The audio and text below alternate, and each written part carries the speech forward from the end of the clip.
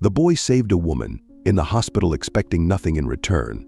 The next day, a limousine stopped in front of his house, and when he saw who got out, his eyes filled with tears. In a weathered apartment complex on the outskirts of the city lived 15-year-old Ethan with his mother. As an only child, he had grown acutely aware of his role in supporting his mother and maintaining their modest household. His days followed a simple rhythm, attending the nearby school, spending evenings doing homework, helping with housework, and cherishing conversations with his mother about her work at the hospital. Life wasn't easy in their aging apartment building, where many working-class families shared similar struggles. Ethan rose early each morning to prepare for the day ahead, rushing through hasty breakfasts and sometimes unfinished homework. Yet he never complained. His mother, Mary, worked as a nurse at the city's main hospital, a demanding job that required tremendous time, energy, and focus. The long night shifts often left her exhausted, though she maintained a brave face to spare Ethan from worry. As a single mother, she shouldered all family responsibilities alone. Despite their financial hardships, she prioritized Ethan's education and well-being above all else. Their shared dinners on her nights off became precious moments, simple meals made special by her warmth and love. Home was a small third-floor apartment in the old complex. Though the walls were peeling and the stairwell cracked, they kept their space immaculately clean and organized. Their neighbors, mostly working-class families like themselves, formed a supportive community that looked out for one another. Evenings brought a peaceful quiet to the building, with dim yellow hallway lights and the distant footsteps of late shift workers creating a familiar atmosphere. Ethan would often sit at his desk by the window, the lamp casting a gentle glow over his schoolwork, a simple scene that spoke of quiet responsibility. One such evening, as Ethan sat studying, his phone rang. It was his mother, her voice carrying a note of urgency. "Ethan, I'm on night shift and forgot my portable blood pressure monitor. I need it urgently for a patient. Could you bring it over?" "I'll come right away, Mom." "Don't worry," Ethan replied without hesitation. When Ethan arrived at the hospital, the corridors stretched before him like pale, silent tunnels.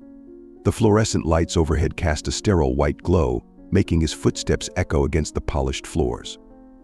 He was heading to his mother's station when something caught his attention. Passing by the medicine storage room, he heard voices, angry ones. Through the half-closed door came the sound of an argument, followed by something crashing to the floor. Ethan froze mid-step, his heart beginning to race. "Mark, please stop," a woman's trembling voice pleaded from inside. Ethan moved closer to the door, drawn by the fear in that voice. Through the narrow gap, he could see a tall man, Mark, looming over a young woman in a red dress. She was pressed against a shelf of medical supplies, her face pale with terror. Mark jabbed his finger at her, his voice sharp with rage. "You think you can escape me? After everything I've done, this is how you repay me." The woman tried to step away, but Mark grabbed her arm roughly, pulling her back. She struggled, but couldn't break free. Her eyes darted toward the door, meeting Ethan's gaze for a brief moment. In that instant, he saw pure desperation in her eyes. Behind them, glass vials clinked against each other as the woman bumped into the shelving unit. The sound echoed through the small room, mixing with the harsh fluorescent buzz overhead and Mark's heavy breathing. The scene before Ethan felt surreal, like something from a nightmare playing out in the otherwise quiet hospital corridor. Without thinking twice, Ethan pushed open the door. His voice came out steadier than he expected. "Stop right there." Mark whirled around, his eyes narrowing at the sight of Ethan, just a thin teenager standing in the doorway. A mocking smile spread across his face. "Who do we have here?" Mark sneered. "Get lost, kid, before you get hurt.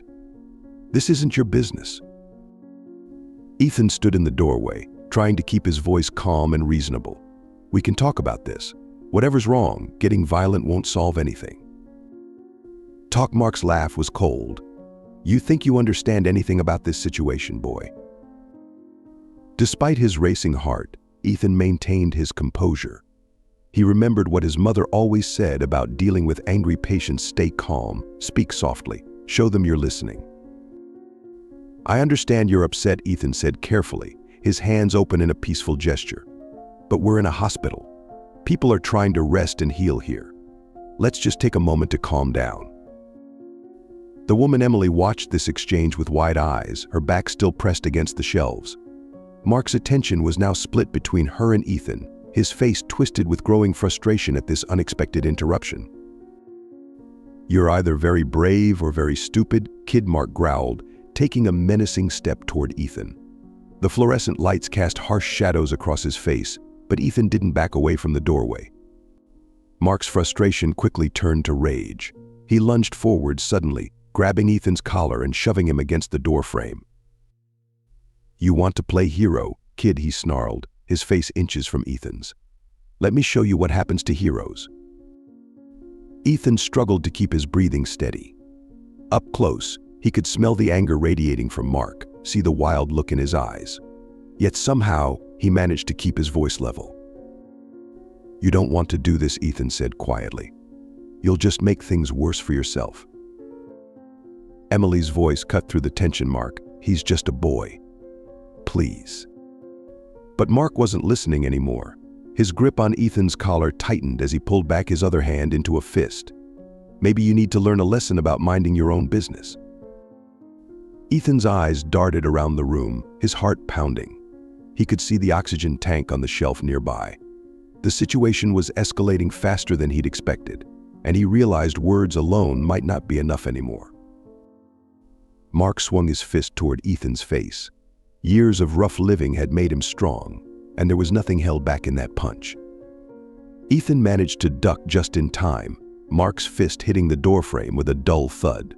Pain flashed across Mark's face, followed by an even deeper rage.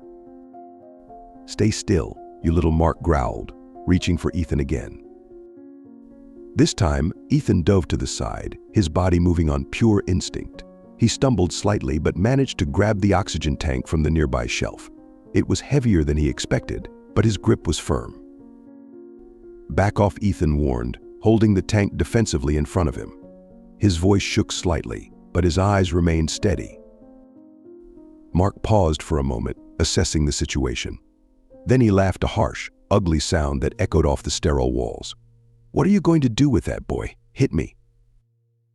"If I have to," Ethan replied, though his stomach churned at the thought. He'd never hit anyone before, had never wanted to, but he couldn't let Mark hurt Emily. Mark circled slowly, like a predator sizing up its prey. His fists were still clenched, knuckles white with tension. "You've got guts, kid. Stupid but gutsy." He lunged again, this time aiming a punch at Ethan's ribs. Ethan managed to block it with the tank, the impact sending vibrations through his arms. The metallic clang echoed through the small room. The block only seemed to fuel Mark's anger.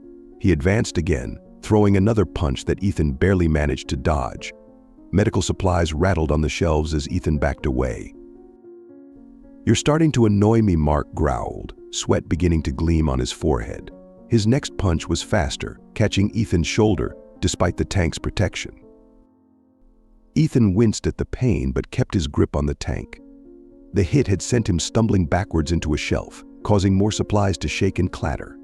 He could feel his shoulder throbbing where Mark's fist had connected, but adrenaline kept him focused. Emily watched in horror from her corner, her hands pressed against her mouth. The fluorescent lights cast harsh shadows across the scene, a massive angry man bearing down on a young boy who somehow still stood his ground. "Getting tired," Kid Mark sneered, his breathing heavy, but his stance still threatening. "This is what happens when you stick your nose where it doesn't belong." The tank felt heavier in Ethan's hands now, but he adjusted his grip and kept it raised between himself and Mark. His mother's voice echoed in his mind, something she'd once said about courage not being about the absence of fear, but about what you do despite it. Mark suddenly released his grip on the tank, causing Ethan to stumble slightly. A cold smile spread across his face as he reached into his jacket pocket. "All right," Kid Mark's voice dropped to a dangerous whisper. "You want to play rough? Let's play rough." The fluorescent lights caught the metallic glint of something small and sharp as he pulled it from his pocket. Emily's eyes widened in horror at the sight of the blade, her silent scream trapped behind her trembling hands. Ethan felt his mouth go dry. The oxygen tank suddenly felt much heavier in his hands as he watched Mark adjust his grip on the small knife. The room seemed to grow colder, the harsh overhead lights casting sharp shadows across Mark's twisted features. "Not so brave now, are you?" Mark said, taking a slow step forward. The blade caught the light again as he moved, its edge looking wickedly sharp in the sterile hospital lighting.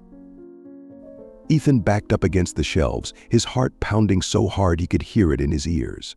The tank remained clutched in his hands, but now it felt inadequate against this new threat. Still, he kept his eyes fixed on Mark, watching every movement, trying to steady his breathing, despite the fear coursing through him. "Last chance to walk away," Mark said, twirling the knife between his fingers. "Though I don't think I want you to anymore." The blade made soft whistling sounds as it cut through the air. Ethan's grip tightened on the oxygen tank, his knuckles turning white. His eyes never left the knife, tracking its every movement. Mark lunged forward suddenly, the knife slashing through the air where Ethan's arm had been a split second before. Ethan managed to twist away, the tank clanging against a metal shelf as he moved. The near miss left a long tear in Ethan's jacket sleeve. He could feel the whisper of the blade's passage against his skin, though it hadn't cut him. His heart was racing so fast he could barely breathe. "Hold still," Mark snarled, frustrated by the miss. He slashed again, more aggressively this time. Ethan brought up the tank just in time. A sharp metallic ring echoed through the room as the knife struck the cylinder's surface, leaving a bright scratch mark on the metal. The impact sent vibrations through Ethan's already tired arms, but he held firm. Emily remained frozen in her corner, her face ghost white, hands pressed tightly against her mouth. The fluorescent lights cast harsh shadows across the scene, making the glint of the knife seem even more menacing as Mark readied for another attack. Mark took a step back, his breath coming in heavy gasps. Sweat glistened on his forehead under the harsh lights. With a sudden roar, he charged forward again, knife aimed straight at Ethan's midsection. Ethan braced himself, the tank held tight against his chest. The impact came hard, pushing him backward until he slammed against the shelves. Medical supplies clattered and fell around them as Mark pressed his attack. The knife scraped against the tank again, the sound of metal on metal filling the small room. Mark's face was inches from Ethan's now, twisted with rage and effort. The man's superior weight and strength began to tell, slowly forcing the tank back toward Ethan's chest. "Not so tough now, are you?" Mark's words came out in a breathless growl. Ethan's arms trembled with the strain of holding back Mark's weight. He could feel his shoes sliding on the smooth floor, his back pressed painfully against the edge of a shelf. The knife's point inched closer, scraping another bright line across the tank's surface. Through the gap between them, Ethan caught a glimpse of Emily. She had pressed herself into the farthest corner, shaking violently, her eyes wide with terror as she watched the struggle unfold. While Ethan desperately fended off Mark's vicious knife attacks, Emily remained trapped in her corner, trembling. Through fear-filled eyes, she caught a glimpse of movement in the hallway, a young doctor in a white coat walking quickly past the half-open door. A flicker of hope crossed Emily's terrified face. The doctor's figure moved swiftly, his white coat bright against the dimmer hallway lights. This might be their only chance. Her lips trembled as she tried to call out, but terror had stolen her voice. All she could manage was the faintest whisper, "Help, please." The clash of metal on metal continued behind her as Ethan used the oxygen tank to block another of Mark's aggressive strikes. Neither of them noticed the passing figure, too engrossed in their life or death struggle. The young doctor paused at the whisper-soft cry. He turned his head slowly, taking a hesitant step back toward the storage room door. Bending slightly, he peered through the narrow gap. The scene that met his eyes was like something from a nightmare. Inside the small room, a thin teenage boy clutched an oxygen tank, desperately defending himself against a much larger man. The boy's face was tight with concentration, his arms trembling with effort. His attacker loomed over him, a broad-shouldered man whose face was contorted with rage, flushed red under the fluorescent lights. In his hand, a knife flashed dangerously, its blade catching the harsh overhead light. The doctor froze at the sight, his hands instinctively clenching the sides of his white coat. His brow furrowed as he watched the violent scene unfold before him, his body rigid with shock. The doctor drew a deep breath, taking half a step toward the door. His instincts as a healer urged him forward, desperate to stop the violent scene unfolding before him. Then a cold fear crept up his spine. In his mind's eye, he saw himself rushing in, saw the man turning toward him with that deadly blade. He has a knife, the thought paralyzed him. If I go in there, he's stronger than me, and I have nothing to defend myself with. His medical training had taught him all too well what a blade could do to flesh. He imagined the knife slicing through skin, blood soaking his white coat. The phantom pain of this imagined wound made him step back, sweat beading on his forehead. The doctor's breath came in short gasps as he stared into the room for a few more seconds. Then, with a sharp turn, he stepped away from the door. "I'll get security," he whispered to himself, his voice trembling. "They're trained for this. I'd only make things worse if I went in." Head bowed, he hurried down the corridor, his footsteps quickening with each stride. The harsh fluorescent lights cast his retreating shadow along the empty hallway, growing smaller and fainter until it disappeared entirely. Emily watched in stunned disbelief as the doctor's figure disappeared down the hallway. Her eyes widened with despair, tears spilling down her cheeks. "No, please don't go.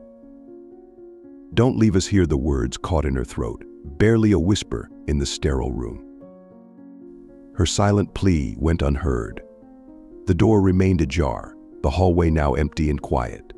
She turned back to the scene before her, Mark still furiously attacking Ethan, completely unaware of their missed chance at help. Emily's gaze shifted to Ethan. The boy dodged another dangerous swipe of the knife, his movements growing slower but his determination unwavering.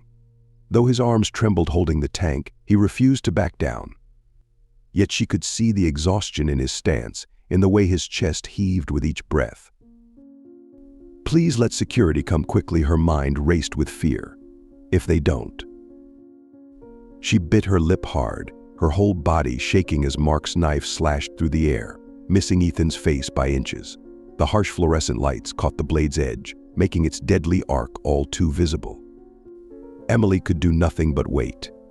She closed her eyes, tears streaming down her cheeks, her hands clutching the nearby equipment rack until her knuckles turned white. "Please, someone," she prayed silently. "Come in time. Don't let anything worse happen." The small storage room filled with the sounds of desperation, Ethan's labored breathing, Mark's angry growls, and the harsh clash of metal against metal. Each sound seemed to echo off the walls, intensifying the overwhelming tension that gripped them all. Rage had completely consumed Mark now. His eyes blazed with fury, his face contorted into a mask of pure hatred. He stared at Ethan as if he wanted to destroy the boy completely. "You think you can stop me, kid?" Mark roared. "I'll show you what real pain feels like." He charged forward, the knife raised high. The blade caught the fluorescent light, its edge glinting like a streak of lightning in the tense air of the small room. Ethan backed away step by step, the metal tank trembling in his shaking hands. He gathered all his strength to block Mark's first thrust with the tank. A sharp clang rang out as the blade struck metal, the force of the impact sending pain shooting through his arm. Mark's lips curled into a cruel smile as he pulled the knife back and slashed again. Ethan managed to twist away, but the blade still caught his hoodie, slicing through the fabric near his shoulder. Summoning his remaining strength, Ethan pushed the tank toward Mark's chest, forcing him to step back.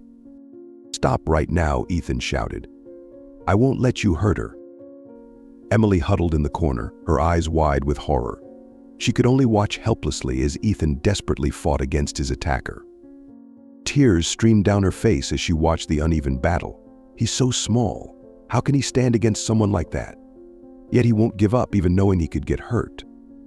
She wanted to help, to do something, anything. But her legs trembled so badly they refused to move, rooting her to the spot as the violent scene continued to unfold before her. Mark advanced, his eyes cold and merciless, the knife raised high and ready to strike. "Ethan, despite his aching back and empty hands, refused to surrender. He rolled to the side, grabbed the fallen metal tank from the floor, and pushed himself up to stand. "Still won't give up," Mark sneered. "Fine, I'll teach you a lesson you won't forget."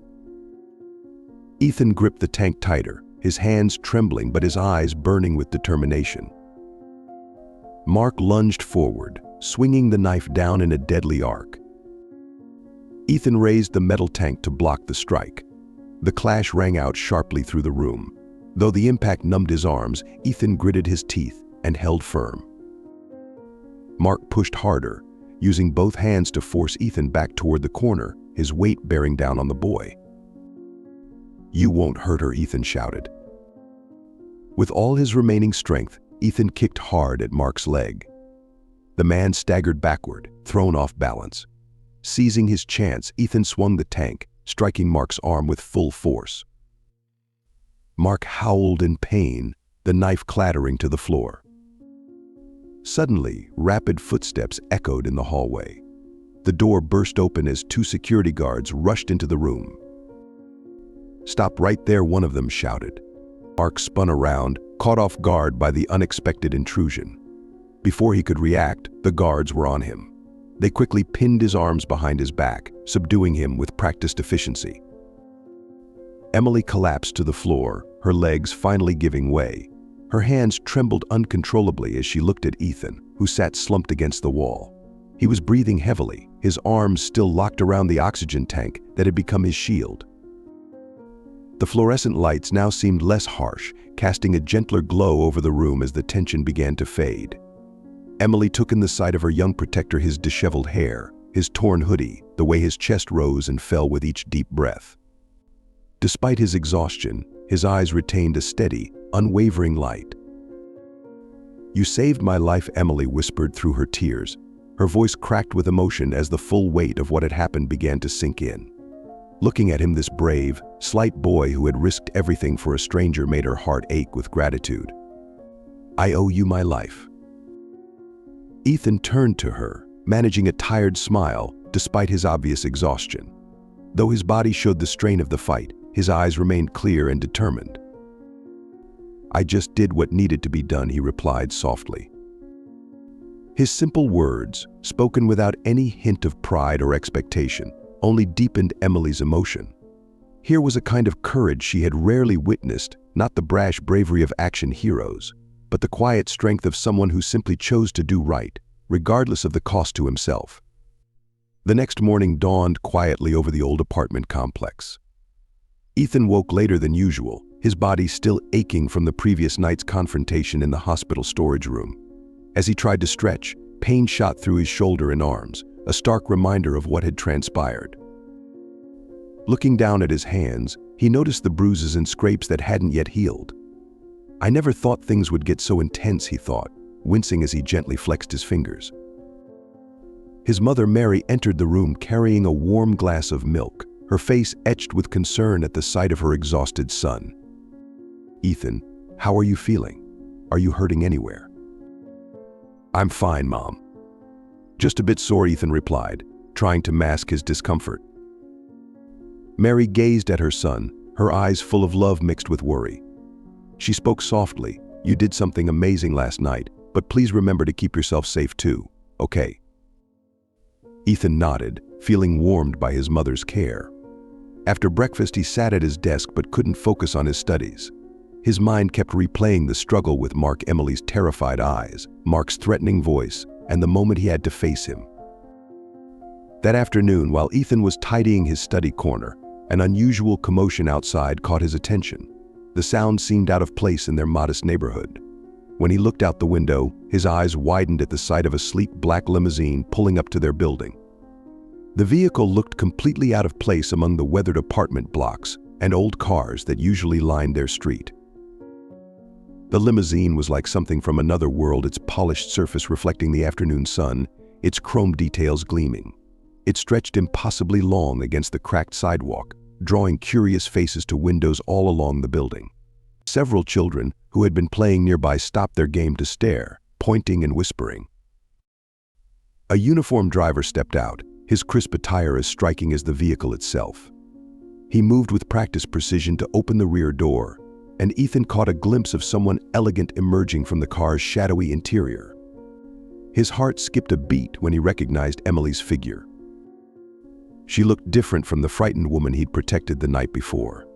Now she moved with quiet confidence, her business attire impeccable, carrying a small bouquet of fresh flowers. The contrast between her sophisticated presence and the worn surroundings of the apartment complex was stark, but somehow made the moment feel even more surreal. Neighbors peered from behind curtains, and a few elderly residents who usually sat in the building's entrance had fallen into an amazed silence. In the 15 years Ethan had lived here, nothing quite like this had ever happened. The arrival of such a vehicle was like a scene from a movie suddenly playing out in their everyday lives. Minutes later, a gentle knock echoed through Ethan's apartment. When he opened the door, Emily stood there with a warm smile, holding the bouquet. She'd traded her red dress from the previous night for a tailored suit that spoke of quiet authority. "Ethan, I'm here to thank you," she said softly. The simple words carried so much meaning, bridging the vast gap between their different worlds. Behind her, through the open hallway window, Ethan could still see the limousine waiting below, its presence like a symbol of possibilities he'd never imagined for himself. Yet what struck him most wasn't the expensive car or Emily's elegant appearance, it was the genuine gratitude in her eyes, the same eyes he'd seen filled with fear just hours before. Something about that transformation, from terror to strength, made the whole scene feel like more than just a thank you visit. The flowers in her hands weren't the extravagant kind you might expect to arrive in a limousine.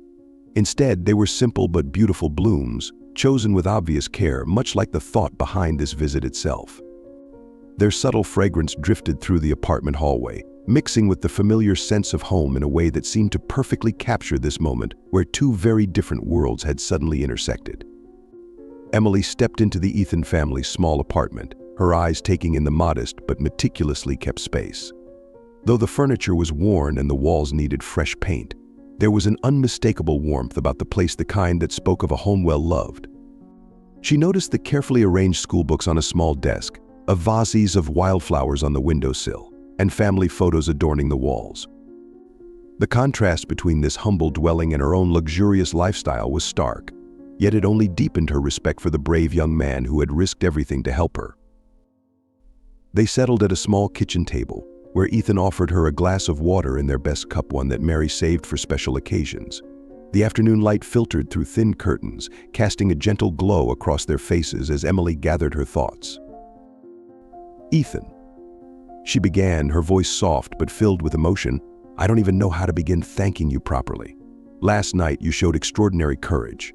I never imagined that a young man your age could act with such quick thinking and bravery. Most adults I know would have walked away. But you didn't."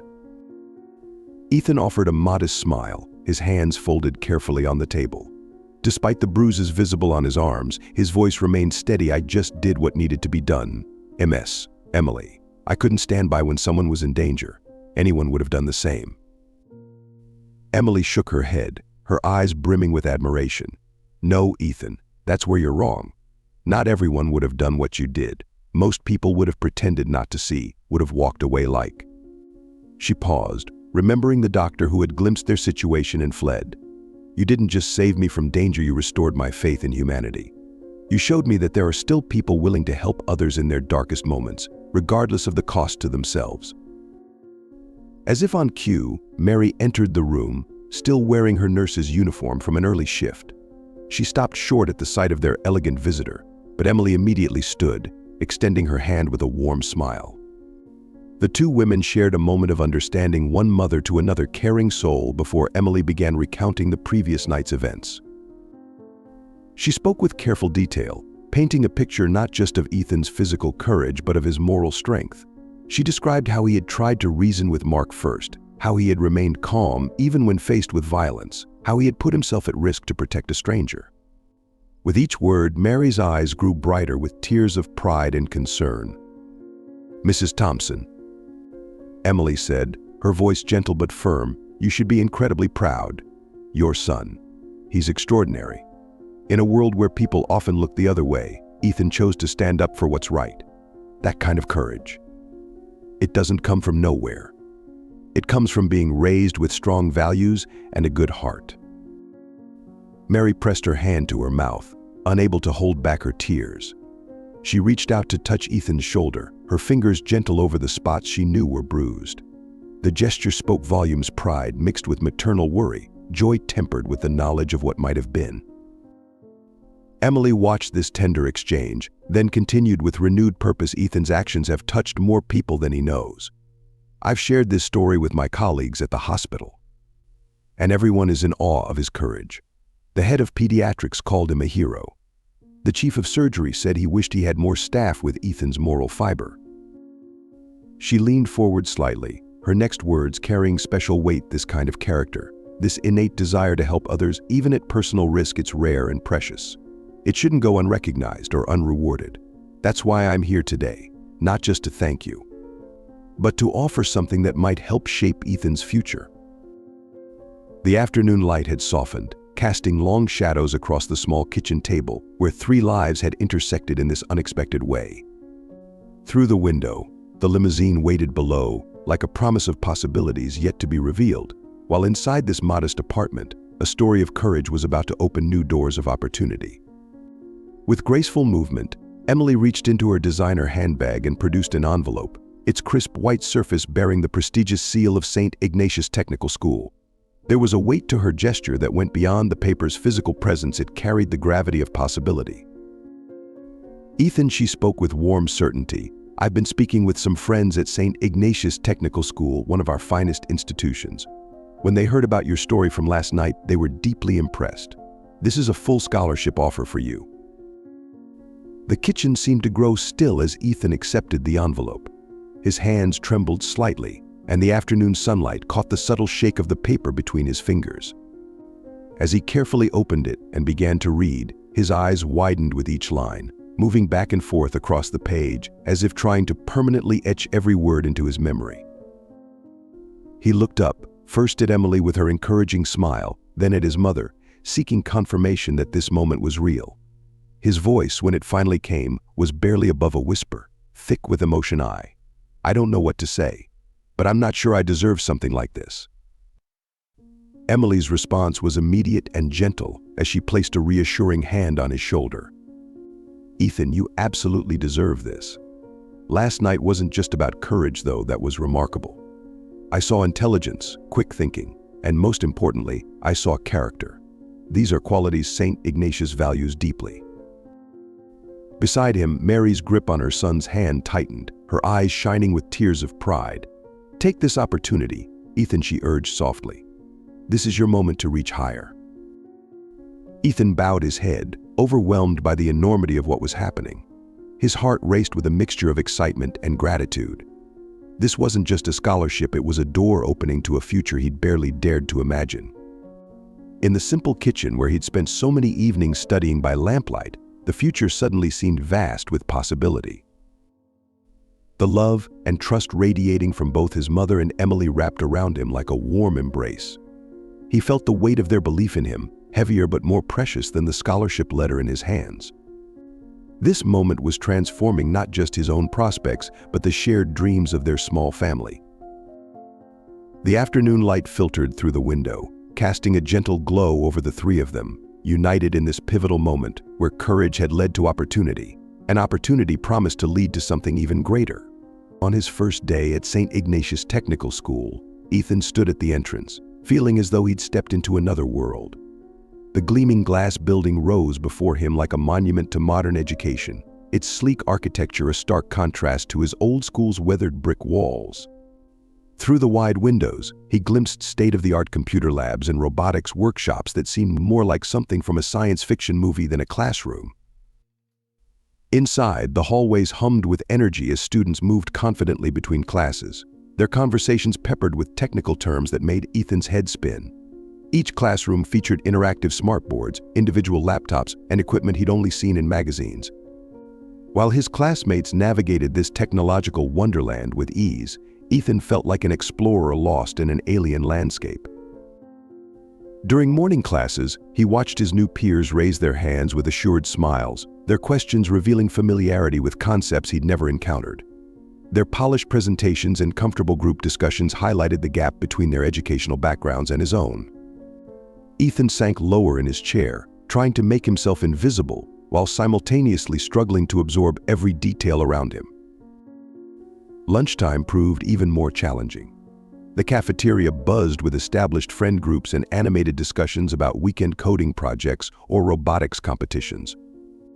Ethan found a quiet corner table, picking at his lunch while observing the social dynamics that seemed as complex as any technical problem. He noticed how others naturally formed study groups, sharing jokes and easy conversation about their shared experiences he didn't have. The few times someone glanced his way, Ethan quickly looked down at his food, afraid his discomfort would be obvious. He worried his second-hand uniform and basic school supplies marked him as an outsider, that his silence would be interpreted as lack of intelligence rather than uncertainty. Every laugh from nearby tables made him wonder if he was the subject of their amusement. As days passed, Ethan developed a routine of finding solitary spots during breaks, the far corner of the library, a bench in the less traveled courtyard, or an empty classroom where he could gather his thoughts. He buried himself in textbooks, trying to bridge the knowledge gap, but the social distance felt like a chasm growing wider with each passing day. The irony wasn't lost on him. He'd faced down a knife-wielding attacker, yet here he was, too intimidated to join a simple lunch table conversation. In quiet moments, he would touch the scholarship letter in his pocket, using it as a talisman to remind himself why he was here. But the contrast between his old life and this new environment left him feeling like a puzzle piece that didn't quite fit, despite the opportunity he'd been given. The academic pace at St. Ignatius proved even more challenging than the social adjustment. During advanced electronics class, Ethan watched in growing anxiety as his classmates breezed through circuit designs that looked like abstract art to his untrained eyes. The teacher's rapid-fire explanations of capacitors and resistors left him scrambling to take notes, while others nodded in easy understanding. In programming fundamentals, students casually discussed their previous coding projects, while Ethan still struggled with basic syntax. When the teacher asked for volunteers to demonstrate a simple algorithm, his classmates' hands shot up eagerly. Ethan sank deeper into his chair, his own hands firmly in his lap, though he had ideas he couldn't quite find the courage to voice.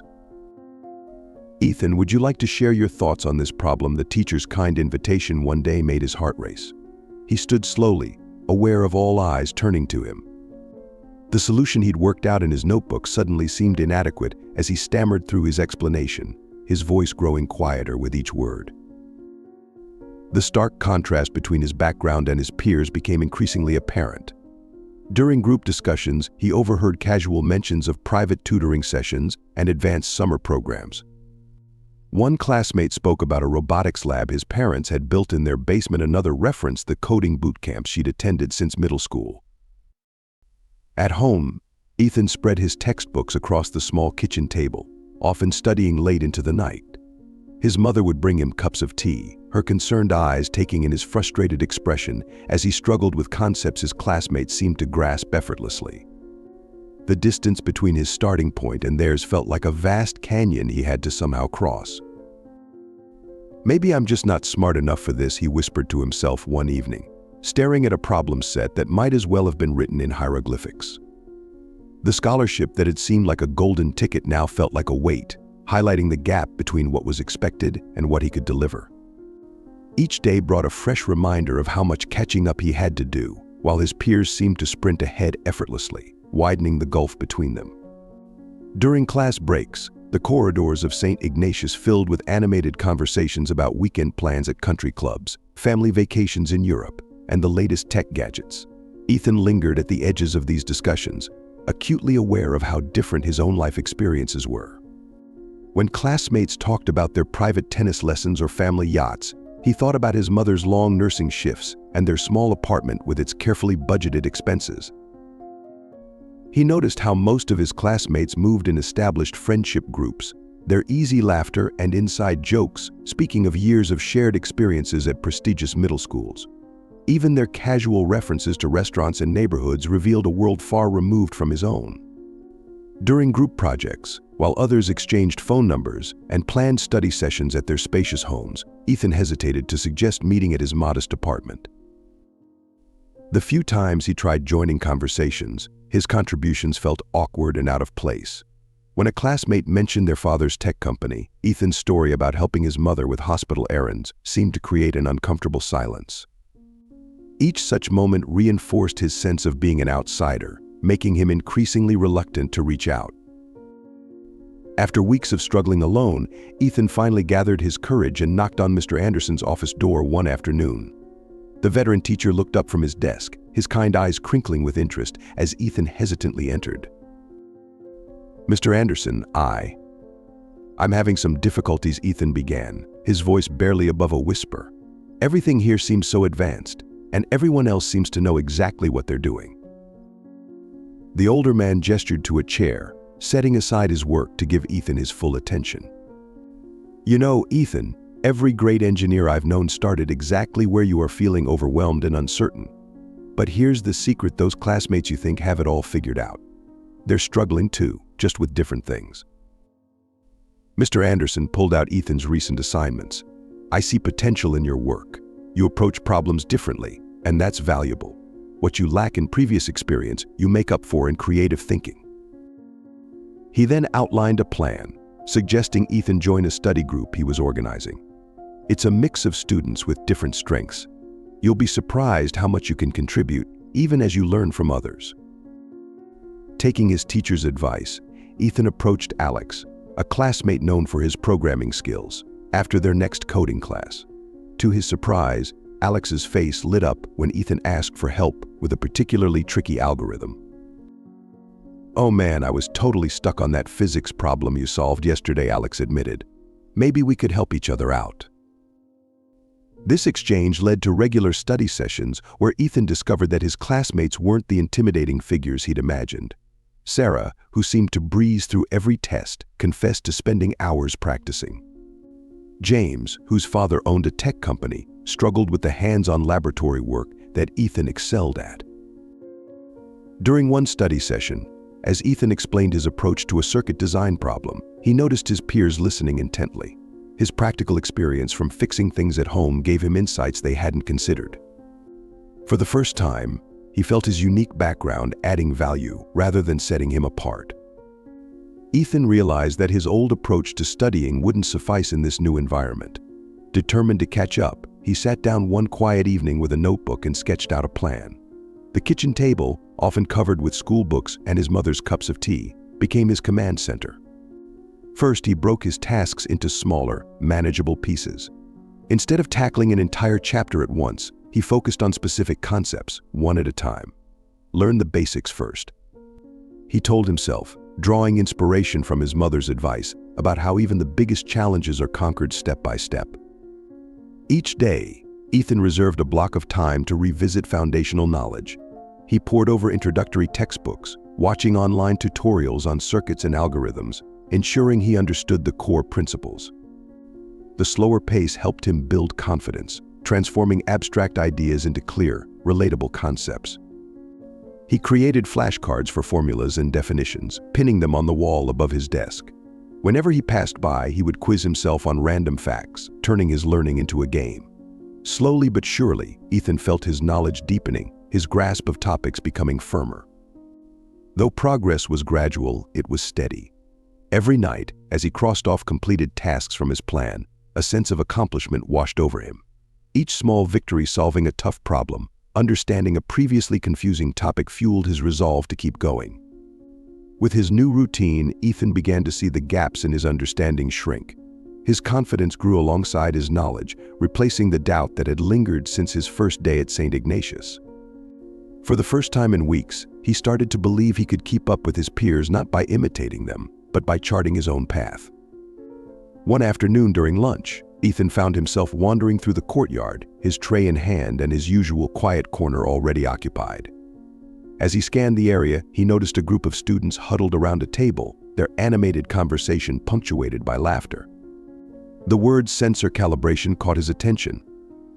Curiosity drew him closer, and as he approached, a boy named Alex waved him over. "Hey, Ethan, right? Want to join us?" Alex asked with an easy grin. Ethan hesitated but nodded, taking a seat. The group quickly made him feel welcome, sharing their ongoing discussion about a robotics project they were building for fun. As the conversation unfolded, Ethan found himself relaxing, chiming in with his own ideas. To his surprise, his practical insights, drawn from fixing things at home, resonated with the group. By the end of lunch, he realized he had found kindred spirits who shared his love for technology. Encouraged by this newfound camaraderie, Ethan began participating in group projects during class. Initially, he was cautious, focusing on observing and listening. But as time went on, he grew more confident, contributing his perspectives and learning to collaborate effectively.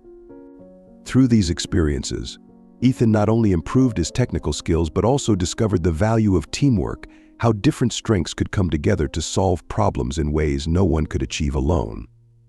For the first time, he felt like he truly belonged. During one particularly lively class, Mr. Anderson introduced an exciting project. The class would design a device to aid people with disabilities. The assignment immediately sparked Ethan's interest. He eagerly joined a group and began brainstorming ideas. His suggestion, a wearable device that could assist users with mobility through haptic feedback, quickly became the foundation for their design. Ethan's hands-on experience and inventive thinking soon stood out. While his teammates sketched theoretical designs, Ethan proposed practical solutions for challenges they hadn't yet considered. What if we use lightweight materials to make it more portable? He suggested during one meeting, sparking a productive discussion. His ability to think practically and creatively impressed not only his peers but also Mr. Anderson, who praised his unique contributions. Buoyed by the success of this team project, Ethan decided to take on a personal challenge. Drawing inspiration from his harrowing experience in the hospital storage room, he envisioned a smart medication control system. This device would monitor and manage medical supplies, alerting staff to low inventory or potential misuse. Ethan poured himself into the project, combining his newfound technical knowledge with the encouragement of his teacher and friends. The process reignited his passion for problem-solving and innovation. Late nights tinkering with sensors and coding scripts no longer felt like work. They were a reminder of his purpose. By the time Ethan completed his prototype, he felt a renewed sense of confidence and fulfillment. The smart device represented more than a technological achievement. It was a symbol of his growth and determination. Through this journey, Ethan discovered not only his capabilities but also a deeper connection to the world he hoped to impact. When Ethan unveiled his smart medication control system to the class, the room fell silent in awe. His demonstration was straightforward yet effective, showcasing the device's ability to monitor inventory levels and send alerts for low stock. Mr. Anderson's face lit up with pride as he clapped first, and soon the entire class joined in with enthusiastic applause. "You've created something truly innovative," Ethan, Mr. Anderson said, his tone warm and encouraging. "This isn't just a technical achievement, it has real-world implications." The praise from his teacher and peers filled Ethan with a sense of validation he hadn't felt before. The countless late nights, the frustration over failed tests, and the moments of self-doubt all seemed worth it now. For the first time, Ethan realized that his hard work and perseverance were paying off. Inspired by this success, Ethan set new goals for himself. "If I can do this, what else am I capable of?" he thought. He began to dream bigger, envisioning future projects that could make even greater impacts. The feeling of being recognized for his efforts bolstered his confidence, replacing the lingering doubts that had shadowed his journey. Ethan now felt a renewed sense of belonging at St. Ignatius. This small victory wasn't just an achievement, it was a turning point, a reminder that he deserved his place among the best and brightest. During a class discussion about improving healthcare systems, Ethan's thoughts returned to the night at the hospital storage room. The memory of Max threatening Emily with a vial of medication brought a chilling clarity to the need for a safer, more transparent system. The chaos and danger of that moment crystallized into an idea: what if there were a device that could monitor and manage medications efficiently? Ethan envisioned a smart system that would track inventory, flag discrepancies, and alert users to potential issues. He believed such a tool could reduce losses, prevent misuse, and ultimately save lives. He shared his concept with Mr. Anderson, who was intrigued by its practicality and impact. "This is an excellent idea," Ethan, the teacher, said with a nod. "Why don't you develop it as your personal project?" Encouraged, Ethan set out to create a prototype, fueled by a mix of determination and the lingering memory of Emily's terror. His goal was clear: to design a device capable of tracking medication quantities, verifying authenticity via QR codes, and providing timely alerts for low stock or expired drugs.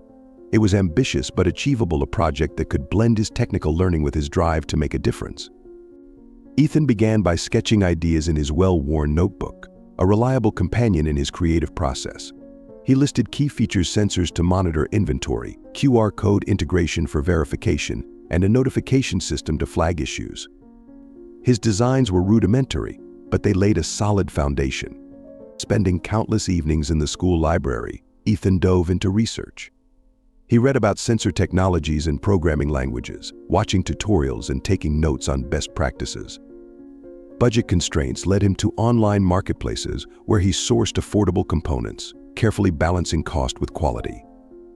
Breaking the project into smaller, actionable steps, Ethan outlined a 3-phase plan: hardware assembly, software coding, and system testing. This approach helped him stay organized and focused, preventing the overwhelming scope of the project from paralyzing his progress. Ethan's evenings turned into a mix of soldering circuits and debugging code. Mistakes became lessons, and small victories like successfully integrating a sensor fueled his drive. By mapping out clear goals for each phase, he maintained steady progress, inching closer to a functional prototype. The first test was a failure. The sensor Ethan installed couldn't detect medication levels accurately, leading to glaring discrepancies. Frustrated but undeterred, he meticulously reviewed the system. He reached out to Mr. Anderson and tech-savvy classmates like Alex, who suggested tweaks to improve sensor calibration. "Failure is part of the process," Mr. Anderson reminded him. Those words resonated deeply as Ethan fine-tuned the software and hardware. Night after night, he tested and retested, each setback sharpening his understanding of the system. After weeks of effort, the device finally came to life. It could reliably track medication inventory, flag upcoming expirations, and send alerts through a mobile app. The sense of accomplishment was electric. His vision was now a reality. Ethan wasn't content to stop there. Reflecting on the storage room incident, he added a critical feature: data encryption, to ensure information security. This enhancement reinforced the device's practicality in sensitive environments like hospitals. Preparing for the school science competition, Ethan created a polished presentation. He compiled data, designed visuals, and recorded a demonstration video to illustrate the device's functionality. His determination to convey its real-world relevance was palpable. When he presented to a panel of teachers, their reactions were overwhelmingly positive. The judges lauded the project's innovation and social impact, setting the stage for a memorable competition experience. On the day of the school science fair, Ethan stood in front of a large audience. His hands shook slightly as he began, but his passion quickly steadied his voice. He described the problem, the solution, and the process, weaving in the story of his inspiration. The panel of judges listened intently, occasionally nodding in approval. Ethan answered their questions with clarity and confidence, demonstrating not just technical knowledge but also a deep understanding of the device's purpose. When the winners were announced, Ethan's heart raced as his name was called. He had won first place. The applause was thunderous, and he found himself smiling broadly as he accepted the trophy.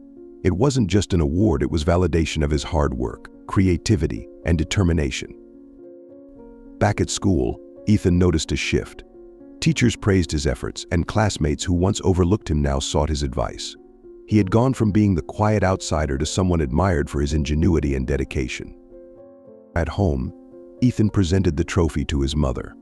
Tears filled her eyes as she hugged him tightly. "You've made me so proud," she whispered. "Your perseverance has turned our struggles into something beautiful." Emily, too, reached out with a heartfelt letter. She expressed her pride in Ethan's journey and her gratitude for the courage he had shown that night.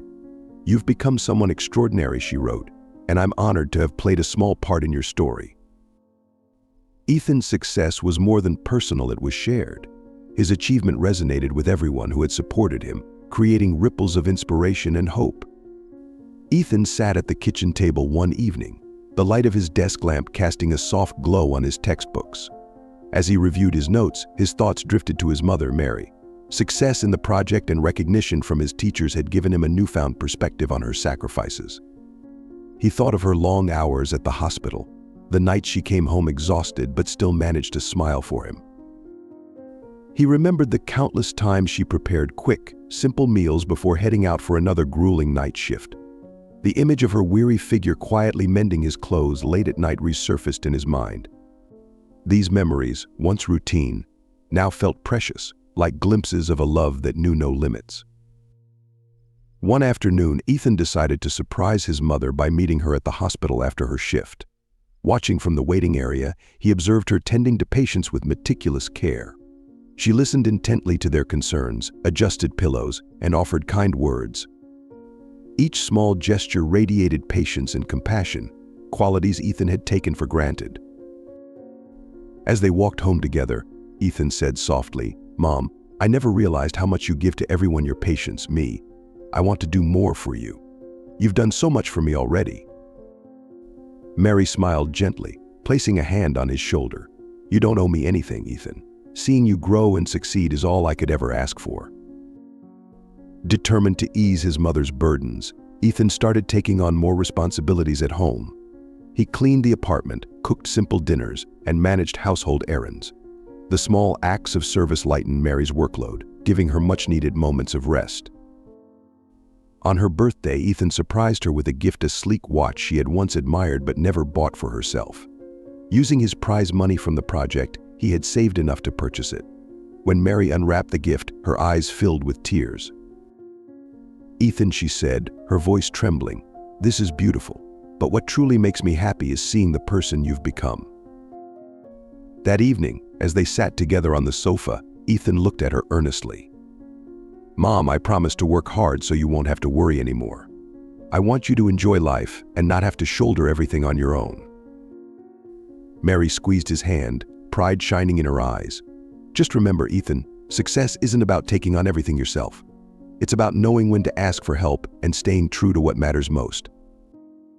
As Ethan reflected on his journey, one figure stood out prominently: Emily. Her timely intervention and belief in his potential had changed his life trajectory. Without her, he knew he wouldn't be at St. Ignatius, let alone achieving the success he now enjoyed. He often thought back to the day she appeared at his doorstep with a bouquet and an offer that opened doors he never knew existed. That moment was a turning point, one that Ethan held close to his heart. Beyond her generosity, Ethan admired Emily's resilience. She had faced danger in the hospital yet remained steadfast in her determination to help others. "Emily didn't just save me that night," he mused. "She gave me the chance to reach for something greater." Moved by his appreciation, Ethan decided to write Emily a heartfelt letter. He poured his thoughts onto the page, recounting his initial struggles at school, the triumphs of his medication control project, and the invaluable lessons he'd learned. "Without your kindness, I don't know where I'd be," he wrote. "Your belief in me inspired me to push through challenges I never thought I could overcome. Thank you for changing my life." Ethan mailed the letter and was delighted when Emily responded with a warm message of encouragement. Their correspondence became a source of motivation for him, reminding him of the importance of staying grounded. One day, Emily invited Ethan and his mother to dinner at her home.